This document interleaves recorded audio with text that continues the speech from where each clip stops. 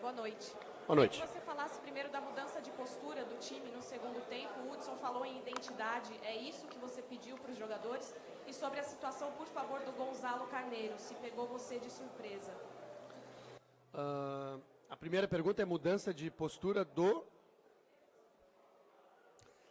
a gente fez algumas correções de posicionamento. No primeiro tempo, o Mirassol conseguiu trancar bem a nossa saída de bola. Dificultou bastante o trabalho dos dois zagueiros.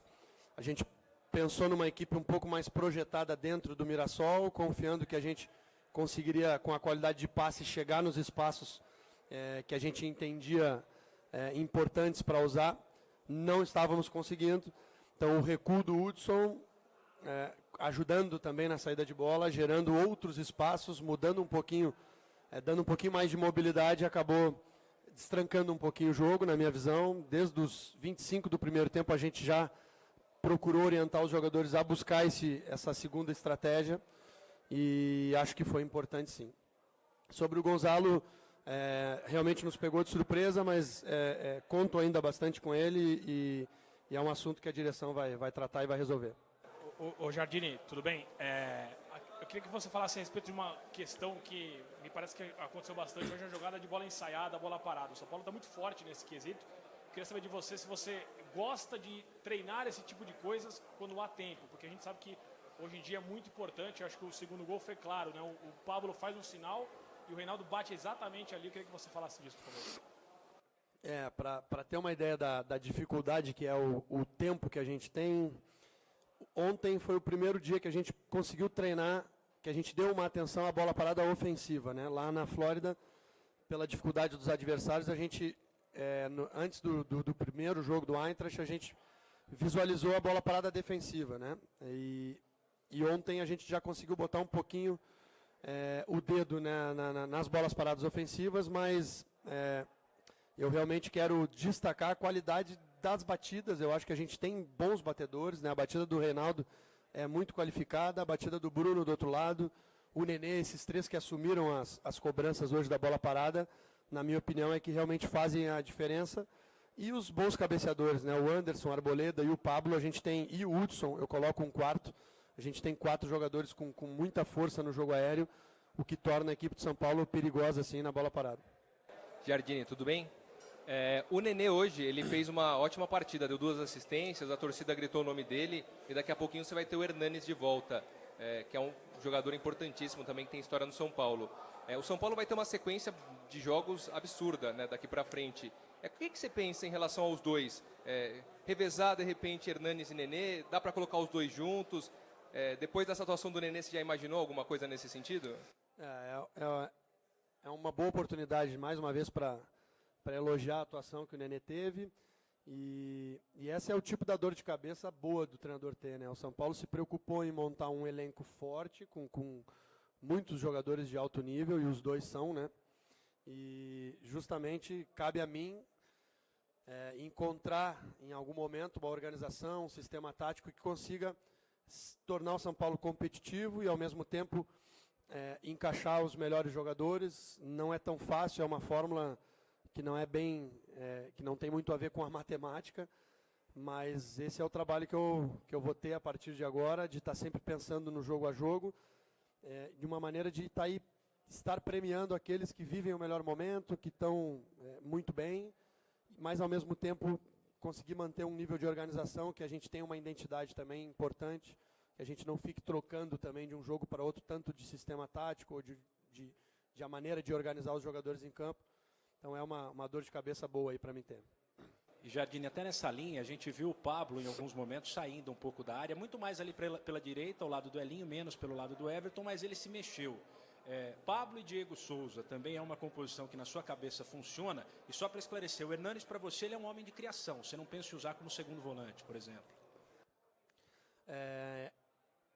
O Pablo com o Diego Souza é uma realidade, eu acho que vai acontecer, porque são dois grandes jogadores, o Pablo com características diferentes da do Diego, e acho que se completam em algum momento, mas também a gente, na mesma linha que eu respondi do Nenê com o Hernanes, é importante a gente encontrar um sistema num primeiro momento, que privilegie o grupo, né, a montagem de todas as peças que a gente tem, mas com certeza vão ter jogos que a gente vai criar situações diferentes, até para surpreender adversários em alguns momentos, né?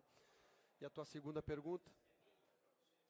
O Hernanes, ele jogou, especialmente no início da carreira, como segundo volante, e já há alguns anos que ele prefere jogar como um terceiro homem de meio campo, um pouco mais próximo do ataque. Ele é um jogador com um poder de finalização, um poder terminal acima da média, tanto na finalização com as duas pernas, e o cabeceio também é uma arma importante dele.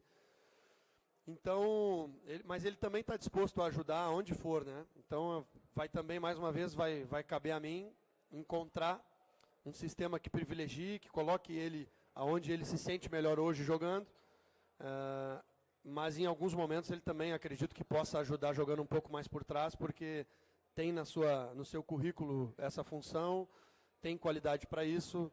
Enfim, vai depender sempre do adversário, da estratégia, de como a gente vai desenvolvendo agora. Boa noite. Você falou sobre o Hernanes, né, agora, e eu gostaria de saber como é que foi a participação dele na pré-eleição. A gente viu nas redes sociais do São Paulo, né, uma foto aí dele participando, enfim. Como é que foi essa participação? Se no intervalo ele também teve algum envolvimento, digamos assim, nessa mudança de atitude do grupo para o segundo tempo. E queria saber a sua opinião sobre o Thiago. No início do jogo, ali até mesmo antes do gol, deu a impressão de um certo, talvez, desentrosamento entre ele, né, o setor defensivo, algumas bolas assim que parecia ainda faltar uma comunicação. Queria saber a sua avaliação sobre isso também. Eu acho que justamente, né, começando pela última, a gente está num processo de entrosamento ainda, né? Os jogadores que chegaram estão conhecendo os jogadores mais antigos e vice-versa, né? Então, volta e meia pode acontecer lances como os do primeiro tempo, de algum problema de comunicação. Enfim, eles vão se conhecendo e com certeza a tendência é ir diminuindo gradativamente. O Hernanes hoje é o capitão do nosso grupo, né? Participou, esteve presente na pré-eleição, esteve presente no vestiário. Pela simples presença dele, eu acho que ele já está participando. Mas eu queria também destacar outros líderes que a gente tem, né? Hoje o capitão foi o Hudson e tem uma liderança, uma postura exemplar, é um jogador extremamente dedicado, um jogador extremamente comprometido com o clube. Então, hoje a gente esteve muito bem representado também na capitania. A partir do momento que ele saiu, a braçadeira foi para o braço do Jusilei, que é um outro jogador importante que a gente tem aqui, com uma bagagem, com uma experiência. É um jogador que também quer marcar o seu nome na história do São Paulo. A gente percebe essa vontade nesses jogadores mais experientes. Então, eu fico bastante satisfeito, não só com a liderança do Hernanes, mas também esses outros jogadores que começam a exercitar também o seu poder de liderança, o seu poder de exemplo, de postura que a gente tem dentro do vestiário. Boa noite, Jardine.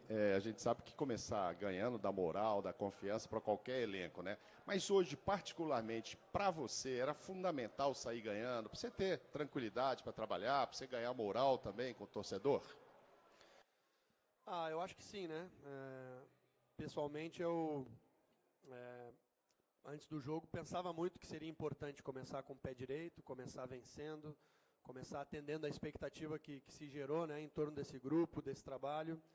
E não só para mim, mas o que a gente conversou na pré-eleição foi justamente isso, de quão importante é começar bem. O São Paulo há 3 anos que não começava vencendo no Campeonato Paulista. E eu acho que os jogadores estavam bastante comprometidos e engajados nessa ideia da gente começar deixando uma primeira impressão muito boa, considerando que os jogos da Flórida foram amistosos oficiais, mas amistosos, e o jogo de hoje tinha para nós, esse sim, eu falei na entrevista lá do pós-Ajax, que o jogo de hoje era um jogo que a gente precisava vencer e faria todo o possível, todo o esforço para isso. O Jardine, aqui do seu lado direito, boa noite. Minha pergunta é sobre o Bruno Pérez. Ele não fez um bom primeiro tempo, a torcida chegou a vaiá-lo no primeiro tempo. Eu queria saber se você teve alguma conversa específica com ele durante o intervalo e também que você comentasse sobre a atuação dele na partida em geral. E outra pergunta sobre um tema distinto. você comentou sobre a dificuldade da saída de bola no primeiro tempo com o Hudson jogando um pouco mais avançado. Essa dificuldade faz você repensar o posicionamento do Hudson no meio de campo? A gente tem... a gente largou com uma ideia, enfim, os jogos vão acontecendo e a gente vai tentando também perceber a adaptação dos jogadores ao sistema, as minhas ideias, eu também tenho que me adaptar a eles. E hoje, com o elenco que a gente consegue ter algumas variações importantes, e essa é uma delas, né? O Hudson é um jogador que pode jogar um pouco mais projetado, ele inclusive ano passado jogou alguns jogos assim com a Aguirre, tem essa capacidade, tem essa força para isso, mas também é um volante de origem, é um jogador que, jogando por trás, talvez até se sinta mais à vontade. Então, eu fiz uso dessas duas opções que ele me dá, mas sem dúvida que a participação dele um pouco mais recuado hoje foi superior, né? E a tua primeira pergunta?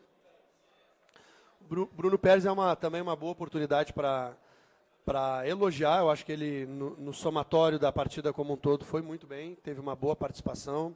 Primeiro tempo, a torcida pegou um pouco no pé em alguns erros que ele teve, que são naturais de quem está começando uma temporada, de quem ainda está se habituando a um treinador novo, a ideias novas, mas eu peço também, não só para ele, mas uma paciência de todos, porque é um jogador que também está muito comprometido aqui com o clube, quer crescer, a gente confia muito no potencial dele, ele tem bastante qualidade, e eu acho que a partir do momento que ele encontrar essa tranquilidade para jogar todo o seu potencial, ele vai surpreender todo mundo.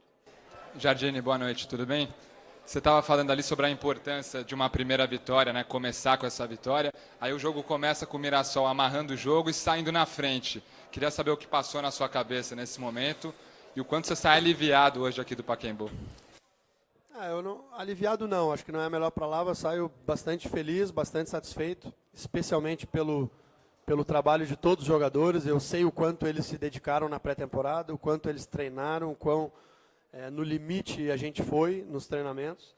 Então a gente sempre torce para, quando a gente vê as coisas correndo da maneira que correram, com muito trabalho coletivo de todos, a gente torce que eles também saiam premiados, né, com boa atuação, com vitória.